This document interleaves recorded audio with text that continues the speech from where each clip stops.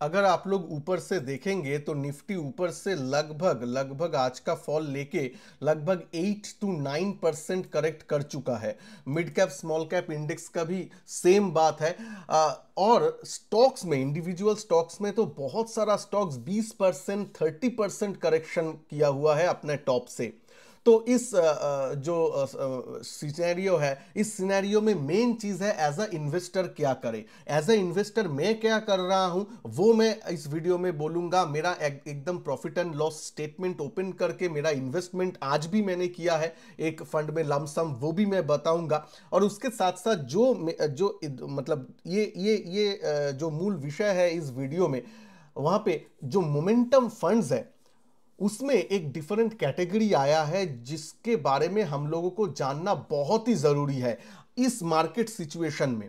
क्योंकि बहुत सारा लोगों के लिए मोमेंटम फंड बहुत अच्छा है, क्योंकि मोमेंटम फंड हमें एक मतलब ट्रेंड देता है, एक बहुत अच्छी तरीके से एक गेन, एक रिटर्न, अच्छा रिटर्न हमको जनरेट करके देता है। लेकिन लेकिन वो मोमेंटम फंड में भी और एक इंडेक्स आया है जो एक नया इंडेक्स है, उसके बारे में बात करेंगे। उससे पहले आज देखिए मार्केट ऐसा नीचे गया तो 24,000, ऑलमोस्ट 24,000 टच हुआ है आज। 24,073 was the low too in today's market. तो 24,000 लगभग आया है। तो ऊपर से एक नीचे हेल्दी 8% करेक्शन के बाद मैं आज अगर देखेंगे तो मैं यहाँ पे आज इन्वेस्ट किया हूँ जो मोतीलाल ओसवाल का जो मोमेंटम 50 इंडेक्स फंड है, निफ्टी 500 मोमेंटम 50 इंडेक्स फंड। ये फंड में मैं आज थोड़ा बहुत लमसम किए हूँ। और मेरा टारगेट ऐसा ही है, निफ्टी का ईच 4% या 5% फॉल में मैं थोड़ा बहुत लमसम करता हूं। जैसे कि नॉर्मल एसआईपी चलेगा वो तो चलना ही चाहिए एज अ इन्वेस्टर, लेकिन थोड़ा बहुत उसमें भी अगर कुछ ज्यादा फॉल आ जाए 3% 4%, पूरा बाजार करेक्ट कर रहा है तो उस टाइम कुछ लमसम करना अच्छा है। देखिए इस टाइम नया कोई फंड लेना ठीक नहीं है। आपका जो भी जिस भी फंड में आप लोगों का इन्वेस्टमेंट है, वो चाहे पराग पारिक फ्लेक्सी कैप हो सकता है, Nippon India small cap, SBI small cap, quant का कोई फंड हो सकता है, जो भी फंड में आप लोग कॉन्फिडेंस है वहां पे आप लोग इन्वेस्ट कीजिए, लमसम कीजिए। एसआईपी जो चाहिए चल रहा है वो तो चल ही रहा है, थोड़ा बहुत लमसम कीजिए और थोड़ा कैश हाथ में रखिए। ये बोलने का मेन मकसद है। पूरा कैश अभी इन्वेस्ट करने का टाइम नहीं आया है।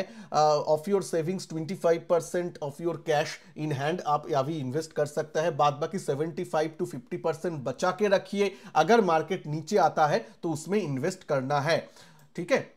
तो आज मैं लमसम किया हूं, कोई रिकमेंडेशन नहीं है, कोई मतलब ये फंड को लेके कोई रिकमेंडेशन या फिर फिनेंशियल एडवाइस नहीं है। आप लोगों को जो पसंद आए वो में कर सकते हैं। तो पहले तो दो दो जो मोमेंटम चीज है उसके बारे में बात कर लेते हैं। एक तो है निफ्टी 500 मोमेंटम 50, ठीक है, एक इंडेक्स है। और एक इंडेक्स है Nifty 500 multi cap momentum quality 50। ये भी मोमेंटम है, ये भी निफ्टी 500 से ही मोमेंटम स्टॉक पिक करता है, लेकिन यहां पे एक क्वालिटी, ये वाला चीज ऐड हो गया है, मोमेंटम एंड क्वालिटी। तो ये वाला चीज क्या है इसमें देखना है। और एज अ डिस्क्लेमर मैं बोल रखता हूं, बहुत सारा एनएफओ भी आया है, मैं देख रहा हूं। अगर अच्छे फंड हाउस का कोई म्यूचुअल फंड ये जो इंडेक्स है इसको ट्रैक करके आता है एज अ म्यूचुअल फंड, तो मैं उसमें इन्वेस्ट करने वाला हूं। तो मेरे पास अगर मान लीजिए 1 लाख रुपए रहेगा मोमेंटम फंड में इन्वेस्ट करने के लिए, तो मैं वहां से 50% यानी 50,000 रुपीज में ये इंडेक्स, ये जो मोमेंटम 50 इंडेक्स है वहां पे मैं इन्वेस्ट करूंगा। और बाद बाकी 50,000 में ये क्वालिटी 50 वाला, मोमेंटम क्वालिटी 50 वाला फंड में इन्वेस्ट करूंगा, ठीक है। मैं डिवाइड करके करने वाला हूं।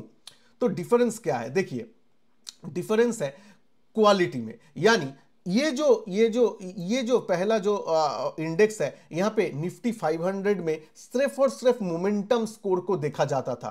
वो चाहे स्टॉक कोई भी कैटेगरी का हो, डजंट मैटर, कोई भी क्वालिटी का हो, डजंट मैटर, मतलब उसको ज़्यादा मतलब क्वालिटी स्कोर्स जो रहता है उसको ज़्यादा ये पहलू नहीं देता है या ज़्यादा वेटेज नहीं देता है। इसमें सिर्फ और सिर्फ मोमेंटम रहना चाहिए, यानी प्राइस में ट्रेंड रहना चाहिए अपसाइड, तो वो ये इंडेक्स में ले लेगा। लेकिन यहाँ पे क्या है, देखिए दिस इज मोर डाइवर्सिफाइड। यहाँ पे जो लोग थोड़ा बहुत कंजर्वेटिव है, थोड़ा बहुत मतलब एग्रेसिव में भी, आप तो एग्रेसिव है तो ही आप मोमेंटम फंड में जाएंगे, लेकिन वो एग्रेसिवनेस में भी आपको ज्यादा एग्रेसिव नहीं होना है। थोड़ा बहुत आप मतलब क्या बोलते हैं, थोड़ा बहुत कंजर्वेटिवली एग्रेसिव है, शायद वर्डिंग ठीक नहीं रहेगा, आप समझ गए होंगे क्या बोलना चाहता हूं। एग्रेसिव है लेकिन उतना भी ज्यादा एग्रेसिव नहीं है, आप थोड़ा बहुत क्वालिटी के ऊपर फोकस करते हैं, तो उन लोगों के लिए ये momentum quality index is very good.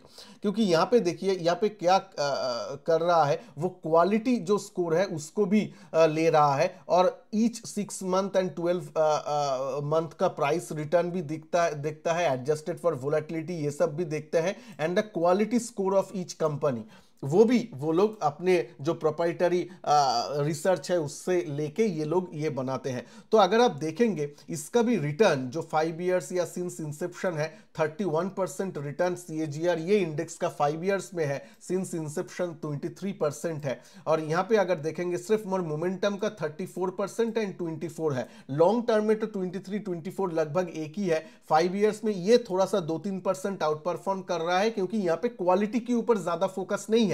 लेकिन क्वालिटी के ऊपर अगर फोकस हो, ये जो क्वालिटी ये थोड़ा सा स्टेबिलिटी देता है। इसीलिए अगर ये इंडेक्स में अगर आप स्टॉक्स का नाम देखेंगे तो आप देखेंगे अच्छा कंपनी है पहले ही, जिसको आप जानते हैं, Bajaj auto, coal India, REC, Hero MotoCorp, doctor Reddy's, Bharat electronics, ये लगभग ठीक ठाक कंपनी है। ज्यादा हाई PE वाला company, price to earning ratio वाला भी कंपनी, ज्यादा हाई वैल्यूएशन का कंपनीज भी यहाँ पे नहीं है। लेकिन अगर आप मोमेंटम 50 में आता है, जहां पे सिर्फ और सिर्फ प्राइस एक्शन को फॉलो किया जाता है, वहां पे देखिए पहले ही आता है ट्रेंट जो है वो बहुत ही हाई PE वाला स्टॉक है। बजाज ऑटो भी है लेकिन सेकंड पोजीशन में है, महिंद्रा है, बहुत सारा स्टॉक्स इधर उधर है, आप देखिएगा, ठीक है। हिंदुस्तान एरोनॉटिक्स है यहाँ पे टॉप 10 में, लेकिन यहाँ पे हिंदुस्तान एरोनॉटिक्स है ही नहीं टॉप 10 में, देख सकते हैं। तो ये सब वगैरह, ये जो वगैरह मतलब क्वालिटी के ऊपर थोड़ा सा फोकस किया जाता है। शायद हिंदुस्तान एरोनॉटिक्स है उस इंडेक्स में, लेकिन डाउन द लाइन है, नीचे है, क्योंकि क्वालिटी स्कोर भी लिया जाता है। इसीलिए देखेंगे लार्ज कैप ज्यादा है, कोल इंडिया, डॉक्टर रेड्डीज लैब, ये लार्ज कैप स्टेबल कंपनी है कंपैरेटिव टू दैट, तो इसीलिए लेता है। हालांकि हेल भी अभी लार्ज कैप बन गया है, लेकिन मैं हिस्ट्री वाइज बोल रहा हूं,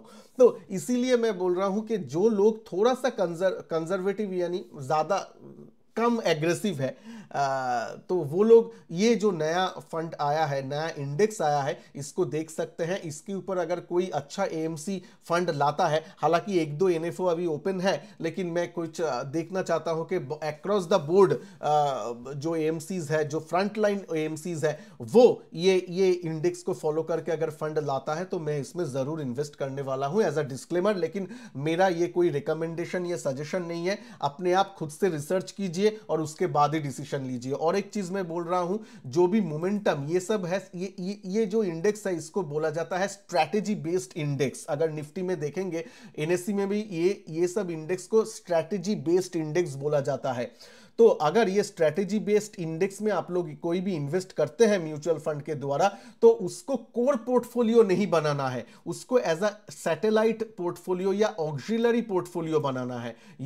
यानी आपका मान लीजिए ये आपका कोर पोर्टफोलियो रहेगा, जहां पे आपका डाइवर्सिफाइड म्यूचुअल फंड रहेगा, मल्टी कैप, फ्लेक्सी कैप या फिर आपका स्मॉल कैप, मिड कैप, एक अच्छा मिक्स रहेगा according to your risk profile. और उसके साथ एक सैटेलाइट वाला या ऑक्सिलरी पोर्टफोलियो रहता है कुछ म्यूचुअल फंड्स का, जो आपको अल्फा देता है। उसमें आप थोड़ा सा सेक्टोरल फंड ले सकते हैं, जैसे कि फार्मा, IT, जब जो सेक्टर चलेगा वो वाला सेक्टोरल फंड, वहां पे मोमेंटम फंड आप रख सकते हैं। तो ये कोर पोर्टफोलियो नहीं है, तो उस तरीके से आप लोग इन्वेस्ट कीजिएगा। उस तरीके से मैं एटलीस्ट उस तरीके से इन्वेस्ट करता हूं। अब आप कैसे करेंगे ये तो आपके ऊपर है। वीडियो को प्लीज लाइक कर दीजिएगा अगर अच्छा लगे, और नीचे कमेंट कर दीजिए दीजिएगा कि आप लोगों को ये मोमेंटम फंड या मोमेंटम इंडेक्स कैसे लगता है, या आप लोग इन्वेस्ट करते हैं या नहीं। और चैनल में नए हैं तो चैनल को सब्सक्राइब करना मत भूलिएगा। मिलते हैं नेक्स्ट वीडियो में, तब तक के लिए खुश रहिएगा, स्वस्थ रहिएगा। नमस्कार, जय हिंद, वंदे मातरम।